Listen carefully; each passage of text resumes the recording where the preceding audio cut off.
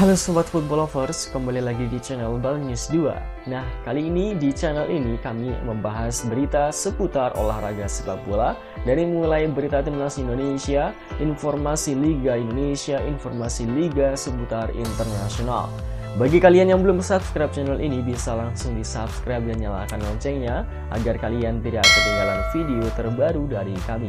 Baiklah, langsung saja kita masuk ke video pembahasannya.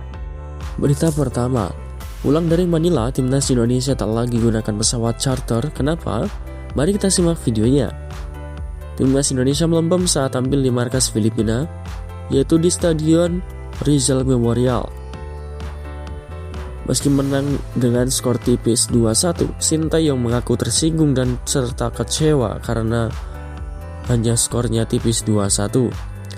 Kurang maksimalnya performa Garuda membuat kebijakan menggunakan pesawat charter dievaluasi. Buktinya timnas Indonesia kembali ke tanah air menggunakan pesawat komersil. Timnas Indonesia datang menggunakan pesawat charter Batik Air pada Jumat lalu, namun kembali ke tanah air dengan menggunakan pesawat Philippine Airlines. Asnai Mangkualam baru bisa kembali melalui penerbangan pada Selasa 3 Januari malam. Dengan nomor penerbangan PR535, skuad Garuda bertolak dari Manila, Filipina. Mereka dijadwalkan tiba di Indonesia pada pukul 2 WIB pada Rabu 4 Januari dini hari.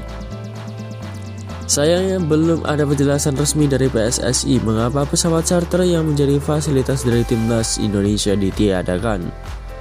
Namun beberapa sumber menyebut minimnya penerbangan pesawat Indonesia dari dan Medan Manila membuat upaya mencarter pesawat tidak berhasil. Karena itu pihak PSSI memutuskan untuk membeli tiket melalui jalur komersil. Salah satunya penerbangan langsung dari Manila ke Jakarta hanya dimiliki oleh Philippine Airlines. Alasan itu yang membuat timnas Indonesia harus kembali ke tanah air tanpa pesawat charter. Lalu bagaimanakah pendapat kalian? Silahkan tulis di kolom komentar. Berita kedua, surat keputusan presiden sudah diteken. Saini Betinama selangkah lagi bela timnas Indonesia. Kabar baik datang untuk timnas Indonesia. Menteri Pemuda dan Olahraga Zainuddin Amali mengonfirmasi bahwa surat keputusan presiden pemberian kewarganegaraan Indonesia untuk Saini Betinama telah ditandatangani Presiden RI Joko Widodo. Kini Saini Betinama tinggal melanjutkan proses pengambilan sumpah warga negara Indonesia di kantor wilayah Kemenkumham. Proses tersebut tidak jauh berbeda dengan naturalisasi Jordi dan Sandi. Kepres tentang pemberian kewarganegaraan RI untuk Saini Betinama sudah ditandatangani oleh Bapak Presiden Joko Widodo, kata Menpora. Selanjutnya yang bersangkutan akan mengikuti pengambilan sumpah di Kanwil Kemenkumham Provinsi DKI Jakarta, tambahnya. Kini sudah proses naturalisasi ketiga pemain timnas Indonesia. Skuad Garuda diharapkan bisa semakin garang di turnamen-turnamen selanjutnya. Di tahun 2023 ini, timnas Indonesia akan melakoni rangkaian FIFA Matchday. Selain itu, skuad Garuda juga akan melakoni Piala ASEAN 2023 yang akan berlangsung di Qatar.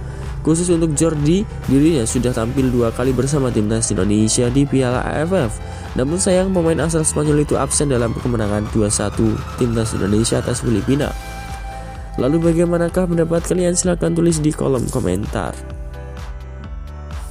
Berita ketiga, dokter PSSI beberkan kondisi Nadeo Argawinata bakal absen di semifinal Piala AFF 2022. Mari kita simak videonya. Dokter PSSI Syarif Alwi membeberkan kondisi terkini soal cedera yang dialami kiper timnas Indonesia Nadeo Argawinata di laga kontra Filipina pada laga terakhir fase grup Piala AFF. Ia mengatakan kalau nantinya Nadeo bakal menjalani pemeriksaan lebih lanjut untuk mengetahui seberapa parah cedera yang didapatnya. Timnas Indonesia sukses meraih kemenangan kala bersua Filipina dengan skor tipis 2-1. Sayangnya kemenangan tersebut harus dibayar mahal usai Nadeo Argawinata ditarik keluar pada menit ke-23 setelah berbenturan dengan pemain Filipina. Nadeo sempat mengeluh bahwa dirinya merasakan sakit luar biasa dan sesak nafas. Dr. Syarif kemudian menjelaskan dengan detail apa yang sebenarnya dialami pemain Bali United tersebut. Itu kan memang dia kena benturan pada daerah pinggul sebelah kanan. Abdomen bawah kena benturan di situ, kata dokter. Yang kena terbentur itu kan ketekan ke atas, kontraksi otot-otot pernafasan juga ikut. Itu istilahnya contusio. Itu memar pada muskulus atau otot perut abdomen. Jadi terjadi kram otot waktu dia kena pukul, entah itu sikut atau lutut pemain lain. Di situ terjadi semacam kram otot, itu kan kayak sesak nafas, ucap lagi.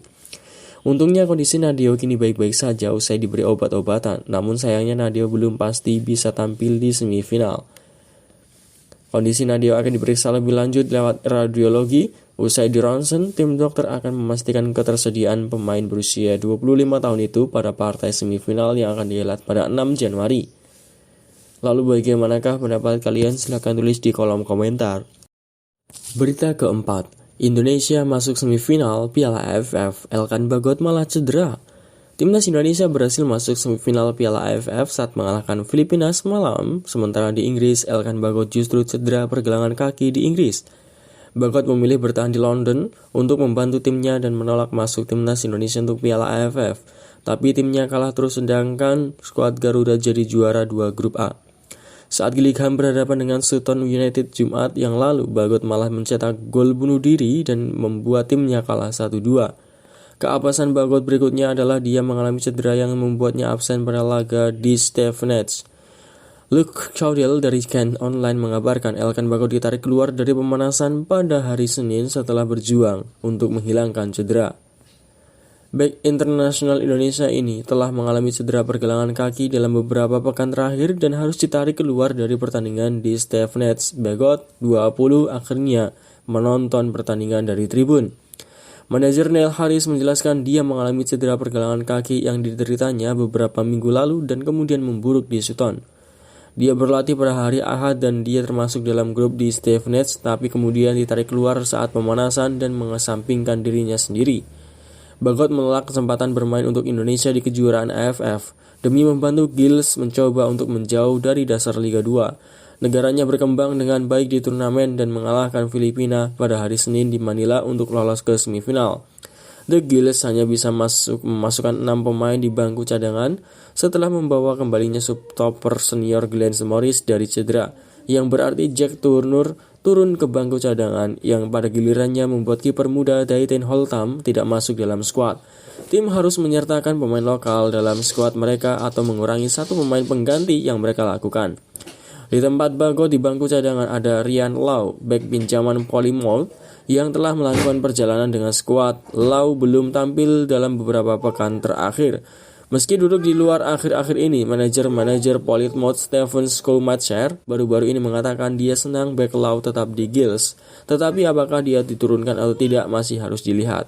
Lalu bagaimanakah pendapat kalian? Silahkan tulis di kolom komentar.